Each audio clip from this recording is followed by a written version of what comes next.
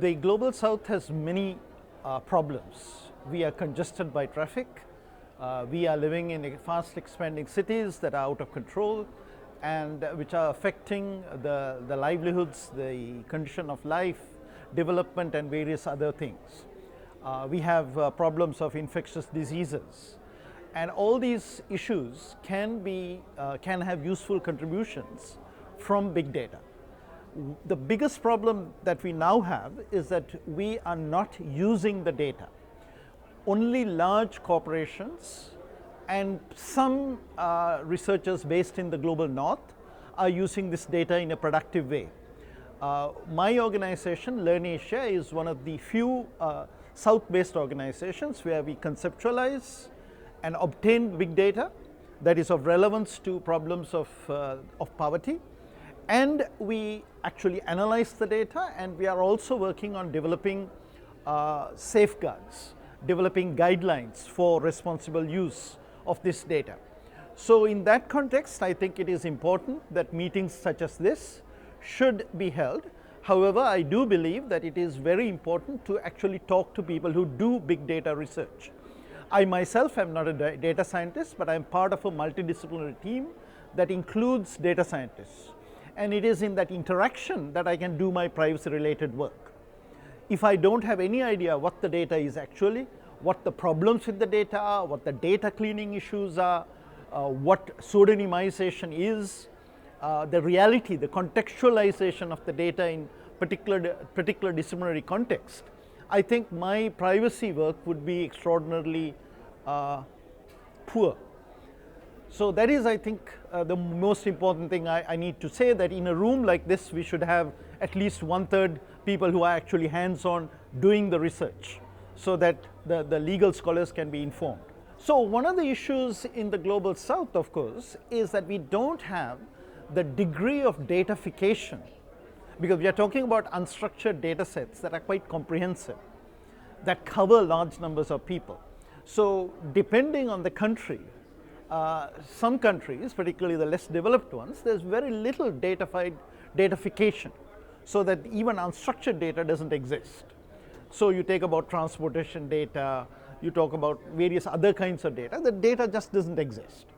So that is one problem. So whereas everybody who talks about big data, particularly from the global north, is talking about large amounts of data being available and the sensors being in place and so on.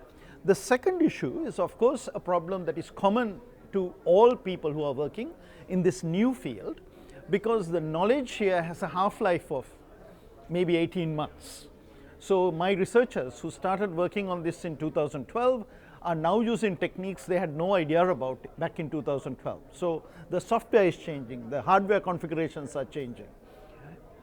And of course, there's a huge demand for these people from the commercial sector, and it's very difficult to hold on to these researchers.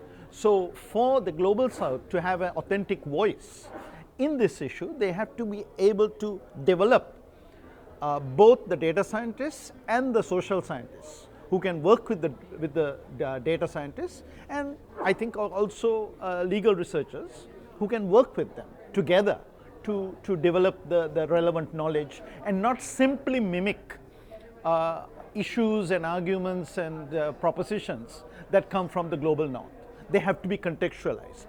There are examples, for example, with some of the data challenges, where some of the mobile operators in Africa have made available big data sets that have been analyzed simply by outside technical people, and they come up with sort of, I would say, illogical conclusions because they are not contextualized and they don't know what is actually happening on the ground.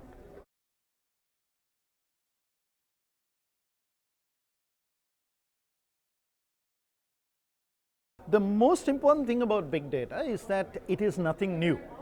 Only the term is new. So for example, when I was teaching in the United States, my primary research area was on utility customer information, that is electricity and telecommunications customer information, metadata. And this was being used at that time by people with access to Cray supercomputers primarily. So you can see the memory was very difficult. The memory technology was very primitive. You couldn't work with it in more or less in real time. And you needed enormous computing power. So we knew, for example, even in my publications, I have written about American Express and the credit card companies and the banks were using this kind of data analytics methods. And of course, we all know that the National Security Agency was also using Cray supercomputers. It was well known. It was public known information that they were using supercomputers. And I'm talking about 1991, which is 25 years ago. What has now happened is that there's a democratization of these techniques. So today, memory is flash memory. Memory has improved unimaginably. I have personally carried, hard disks that can hold 5, 10 petabytes from one country to another. These are enormous things that we couldn't even imagine those days. We have software, we have hardware configurations. For example, in my organization, our entire hardware configuration is less than $20,000 or $30,000. We are using it in batch mode. We can't do real-time analysis, but it's $20,000, $30,000 is nothing for hardware.